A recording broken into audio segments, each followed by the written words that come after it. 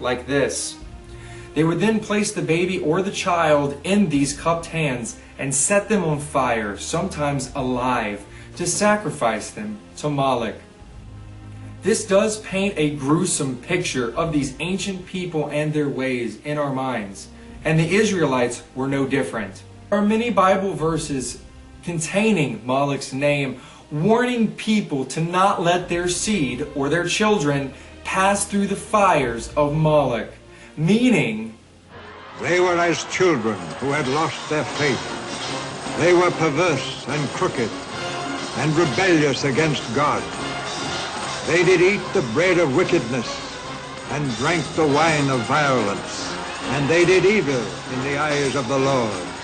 And the people cried, "The graven image hath brought us joy."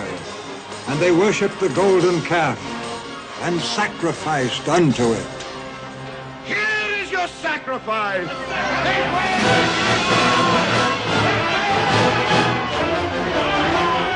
After another, it's time to stop wasting time, get on with meaningful work, and stop picking on women and trying to take their choice away. I yield back the balance of my time. The time of the gentleman has expired. To comprehend a newborn being murdered after birth. But then why would that shock us? We would murder it a minute before it exited the birth canal. What's the difference? And so there's a hardness, there's a stubbornness, there's a stiff-neckedness about us now that we're just used to it. We've become acclimated to this culture of death that actually celebrates this. They reward it. They want it. There's a death culture, a cult in this country. It's a death cult. And we're becoming more Nazi-like every day. It's becoming frightening because the next step after that is to euthanize retarded children. Yes. Handicapped children, then euthanize the elderly. Yes. When do they stop? Well, we were talking last week before we went to Fort Lauderdale about when I was in Nevada 4 years ago in Las Vegas, and actually Nevada went with gay marriage before the rest of the country. And then we saw that it started hitting more states. And you and I agreed that this is going to be a race now to see which Democratic states can be like Virginia, can be like New York. And it's just wrong. It's evil. And the Lord doesn't like it at all. No, and I fear that judgment is speeding up. We've been hoping, for 2 years we had a reprieve. Mm-hmm. But Doc, we said 2 years ago, 2016, that reprieve is only temporary. That's right. And the church would have a brief moment to get its act together and preach righteousness and holiness and repentance in the land. And if they didn't do it, the reprieve would end. And judgment would be swift. It would be powerful. Before we go on with this conversation, I want to take time. I want to show you a video courtesy of C-SPAN coverage of a U.S. congressional hearing. This took place a year or two ago, and it was a hearing for a bill to defund Planned Parenthood, which never happened. Right. You mean planned infanticide. Right. But the Republicans who had control of the House, the Senate, and the White House didn't do it. Nope. They did not. They had the opportunity to do it. They did not do it. Wrote out a check for $500 million to them. Yes, we continue to this day to fund Planned Parenthood with Republicans in power for 2 years, and they didn't do it. But in this hearing, Dr. Anthony Levantino is the speaker, and he's been a physician for over 40 years, and during his career, he murdered over 1,200 babies as an abortionist. He lost his own daughter in a tragic auto accident. And he had a change of heart about abortion. And he no longer performs abortion. He now speaks out against it. Yes. But in this congressional hearing, he describes in vivid detail what an abortionist doctor does in the abortion ritual. It's a blood ritual. It's disturbing. I've been disturbed all day since I watched it. I can't. Abortion. It messes me up really bad when I think about what they're doing to babies, and it's happening right now as you're watching me. Somewhere, there's an abortionist pulling the legs off of an infant inside a woman's womb. I mean, right now, somewhere, there's an abortionist puncturing the skull of a little baby in a womb and pulling its brains out. Right now, as we're talking. I can't comprehend it. And it upsets me, it disturbs me. This video is going to be very troubling to you. Here it is. Second trimester D&E abortions performed between roughly 14 and 24 weeks of gestation. Your patient today is 17 years old. She's 22 weeks pregnant. Her baby is the length of your hand plus a couple of inches. And she's been feeling her baby kick for the last several weeks, but she's asleep on an operating room table. You walk into that operating room scrubbed and gowned, and after removing laminaria, you introduce a suction catheter into the uterus. This is a 14 French suction catheter. If she were 12 weeks pregnant or less, basically the width of your hand or smaller, you could basically do the entire procedure with this. But babies this big don't fit through catheters this size. After suctioning the amniotic fluid out from around the baby, you introduce an instrument called a Sofer clamp. It's about 13 inches long. It's made of stainless steel. The business end of this clamp is about 2.5 inches long and 1/2 inch wide. There are rows of sharp teeth. This is a grasping instrument. When it gets a hold of something, it does not let go. A D&E procedure is a blind abortion, so picture yourself introducing this and grabbing anything you can blindly and pull, and I do mean hard, and out pops a leg about that big, which you put down on the table next to you. Reach in again, and pull out an arm about the same length, which you put down on the table next to you. And use this instrument again and again to tear out the spine, the intestines, the heart and lungs. Head on the baby that size is about the size of a large plum. Can't see it, but you pretty good idea you've got it if you've got your instrument around something and your fingers are spread about as far as they go. You know you did it right if you crush down on the instrument and white material runs out of the cervix. That was the baby's brains. Then you could pull out skull pieces. And you have a day like I had a lot of times. Sometimes a little face comes back and stares back at you. Congratulations. You just successfully performed a second trimester D&E abortion. You just affirmed her right to choose. And there are people that celebrate this, Rick. Celebrate this dismemberment. Celebrate it. And really, have you noticed that there's been this tendency in the press on the left to start calling this a sacred right? Mm-hmm. Sacred, that's a religious term, Rick. It's a religion to them. It is. It's a blood sacrifice to Satan. A few hours ago, walking in the studio here, Paul Benson said to me, abortion is the reason hell was made. That's a good phrase. It's the reason hell was made. I think it's his attitude when, during that, when he was talking, he such an as a matter of fact attitude, about the actual abortion. I mean, how do you go home at night and have dinner? Yeah. How do you go home? How do you take a lunch break? Yeah. How do you not go insane? Mm-hmm. I can't comprehend it. The people that do this for a living, if I did that one time, I'd go insane. Right. Well, they don't place any value on human life at all, whether it's in the womb or outside the womb. And but Doc, it does something to your soul. Sure.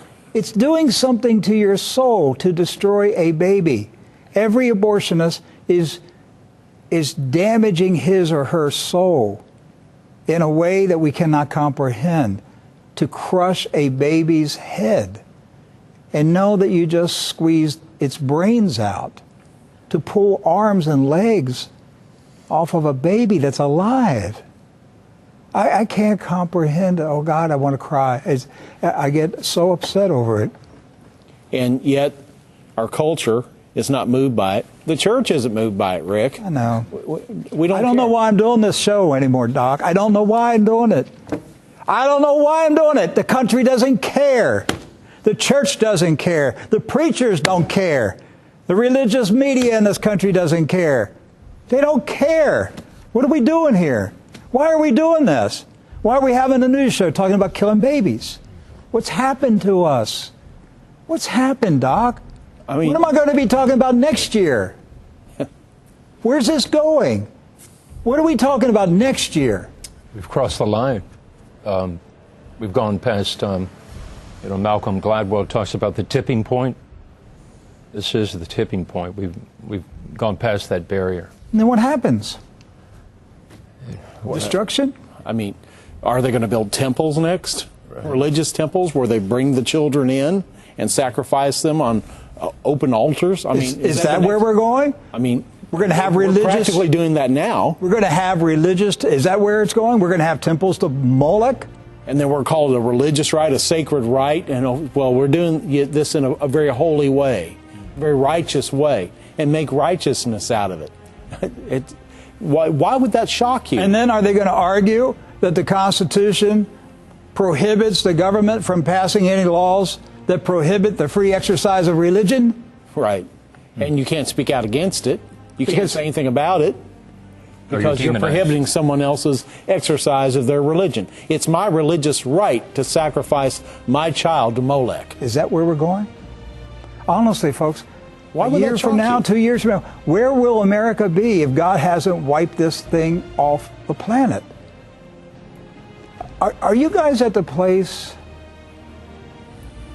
as a Christian that you would ask the Lord, Father, if it needs to happen, burn the country to a cinder block now, knowing that my life will be consumed in it, if this is what it takes to stop it?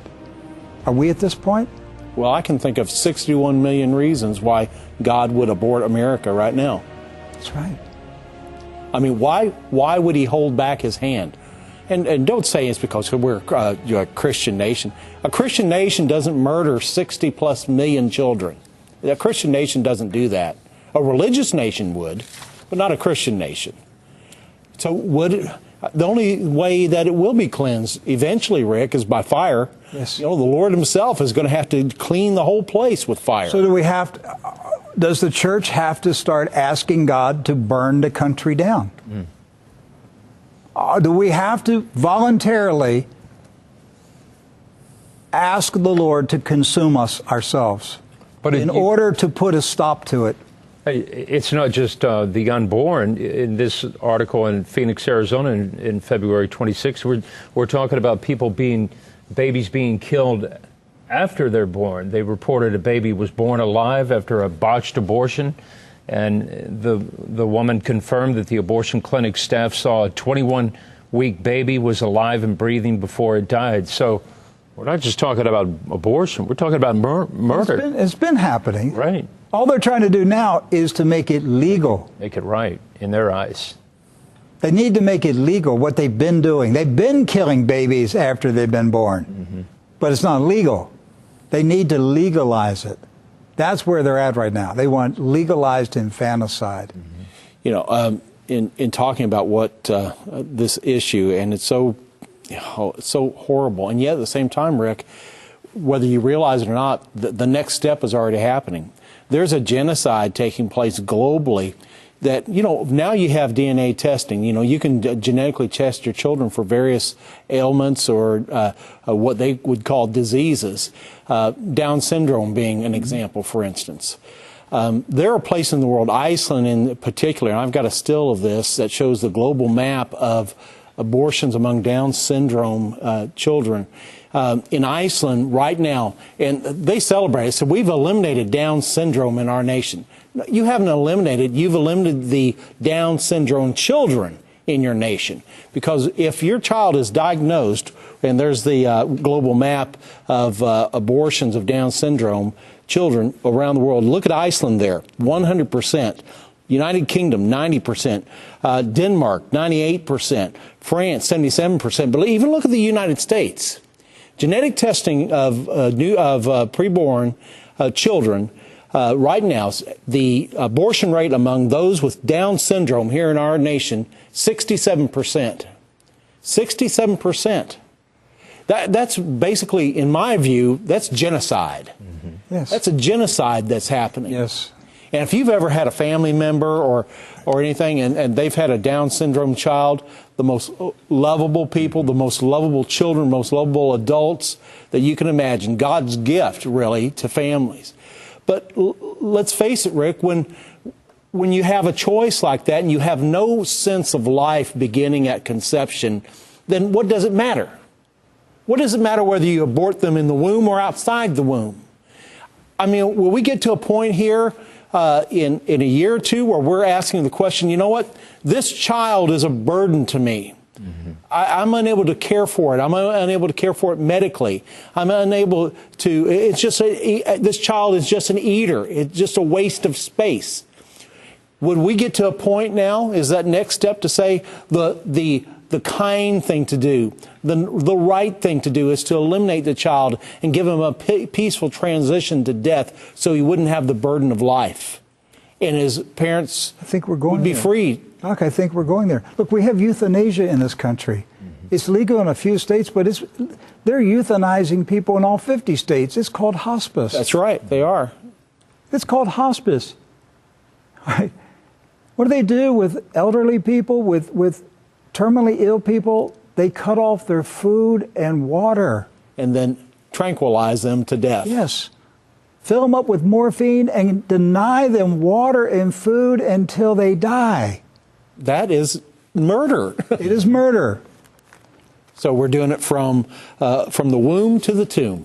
Mm. But if I refused to give water and food to a dog, I'd go to jail. Right. And here's the madness of the left. That same delegate in Virginia, that Kathy Tran, who made that proposal the other day regarding, abortion all the way up to the point of birth and beyond. That same day, she submitted a bill to protect a caterpillar species in the state of Virginia. Mm. That very same day. So the madness of the left, where they value the life of the creation around them rather than the life that's in front of them. It's just sheer madness that's out here. They're insane. And they're really in charge. Doc, they're insane. They're reprobate.